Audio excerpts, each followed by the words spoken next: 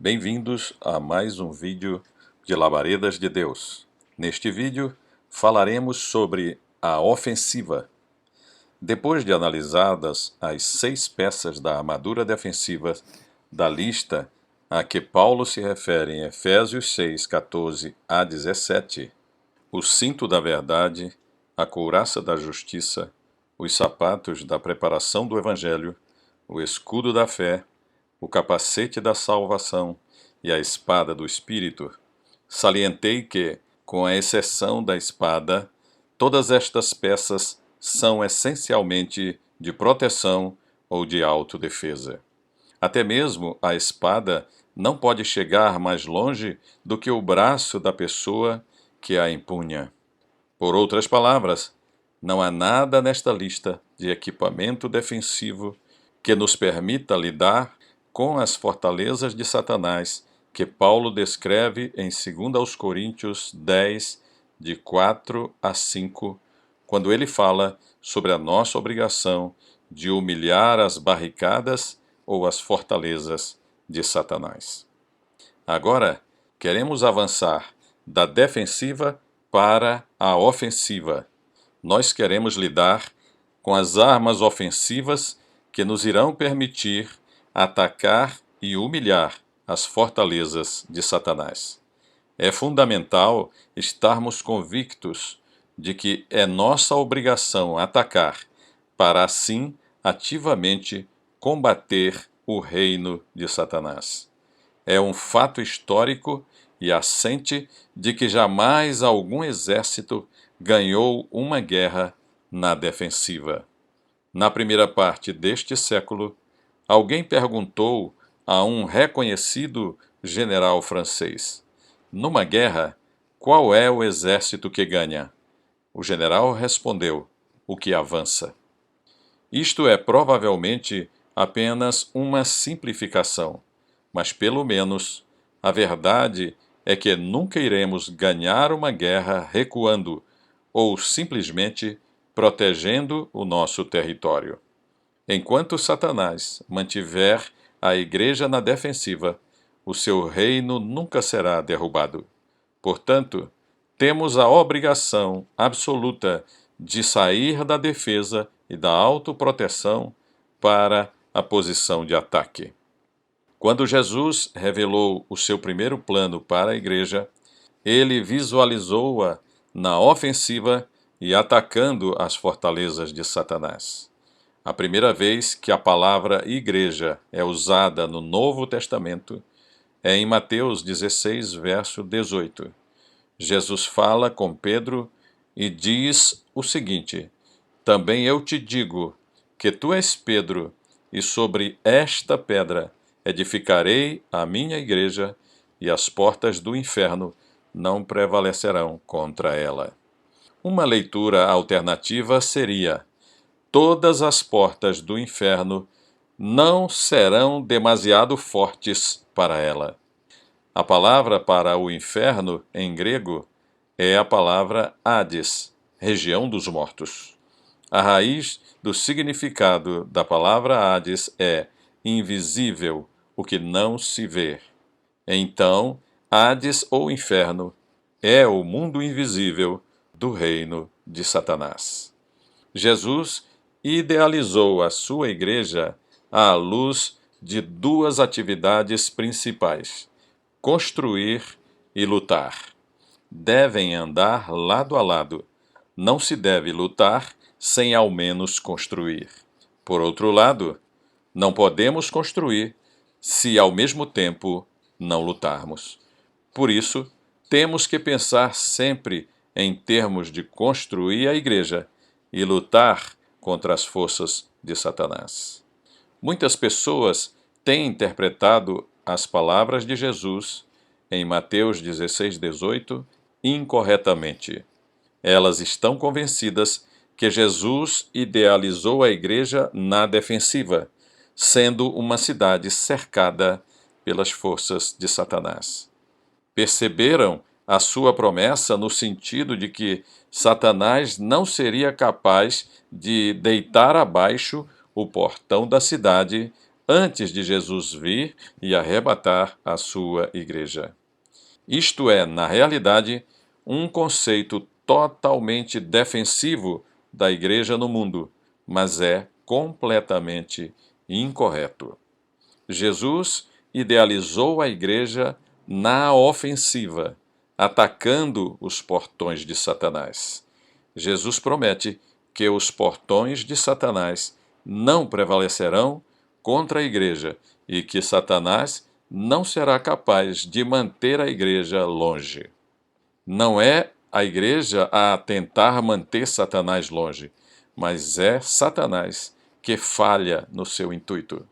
Jesus promete-nos que, se lhe obedecermos como sendo o nosso comandante supremo, nós seremos capazes de avançar e assaltar as fortalezas de Satanás, derrubar os seus portões, soltar os cativos e recuperar o que fora saqueado. Esta é a missão da igreja e é essencialmente ofensivo, não defensivo.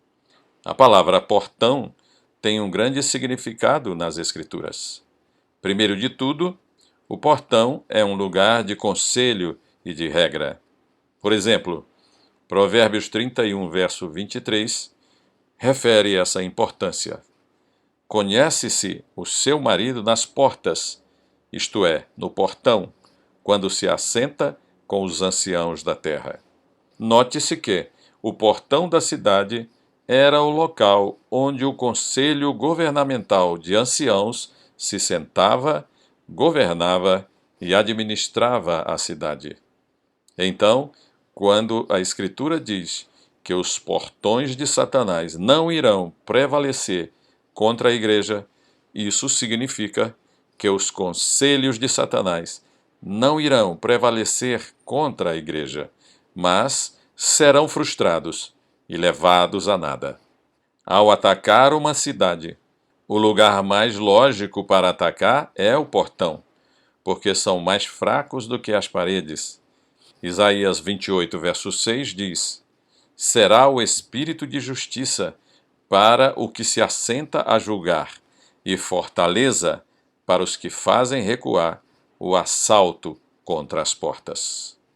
A imagem apresentada é a igreja fazendo um ataque sobre os portões da fortaleza de Satanás, cujos portões não serão capazes de manter a igreja do lado de fora. Portanto, é necessário, de uma vez por todas, entender o verdadeiro conceito expresso nas palavras de Jesus. A igreja é essencialmente ofensiva e não defensiva. A minha experiência é que a maioria dos cristãos tem a seguinte atitude: pergunto-me, onde é que o diabo vai atacar a seguir? Sugiro-lhe que tenha a atitude contrária. O diabo deveria começar a pensar: onde é que a igreja me vai atacar a seguir? Continuando com esse tema, a igreja na ofensiva, eu quero explicar, de acordo com a Escritura, a base para este fim. Encontramos-la principalmente no versículo 15 de Colossenses capítulo 2, onde descreve o que Deus realizou através da morte de Cristo na cruz em nosso favor, e despojando os principados e potestades. Os governantes e as autoridades são as mesmas forças espirituais de Satanás referidas em Efésios capítulo 6, versículo 12. Através da cruz, Deus desarmou aqueles governantes e autoridades.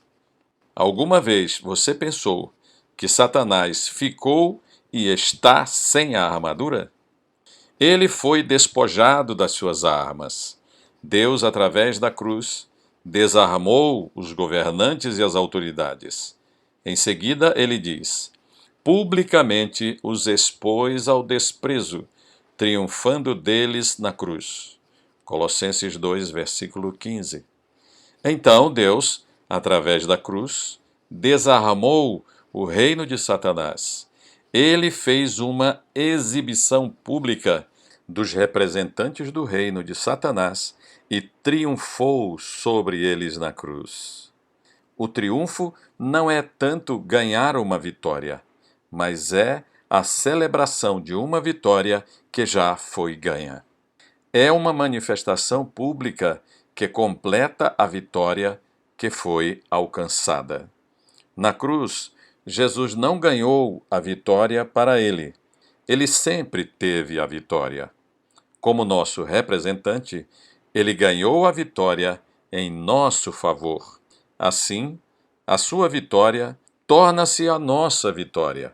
Segundo aos Coríntios capítulo 2, versículo 14, declara: Graças, porém, a Deus, que em Cristo sempre nos conduz em triunfo e, por meio de nós, manifesta em todo lugar a fragrância do seu conhecimento. Sempre e em todo lugar, devemos representar a vitória de Cristo. Deus vai demonstrar essa vitória publicamente através de nós.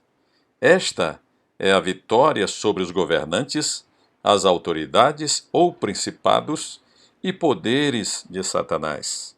Esta vitória é para ser desenvolvida através de nós. Este é o final da comissão de Jesus, dada aos seus discípulos em Mateus 28, de 18 a 19. Jesus, aproximando-se, falou-lhes, dizendo: Toda a autoridade me foi dada no céu e na terra. Ide, portanto, fazei discípulos de todas as nações, batizando-os em nome do Pai e do Filho e do Espírito Santo. Jesus disse: Toda a autoridade me foi dada. Ide, portanto. O que significa a palavra portanto? Para mim, isto quer dizer: vai e exerce em meu nome a autoridade que eu já ganhei. A nossa missão é administrar a vitória, demonstrar o triunfo e exercer a autoridade que Jesus ganhou em nosso favor. A autoridade só é eficaz quando ela é exercida. Se não exercermos a autoridade que Ele nos deu, ela continua a ser ineficaz. O mundo só pode ver a vitória de Cristo quando a demonstrarmos. Cristo conquistou a vitória, mas a nossa missão é demonstrar a vitória sobre Satanás e o seu reino, que Jesus já venceu. E isso só podemos fazer quando passarmos da defensiva para a ofensiva.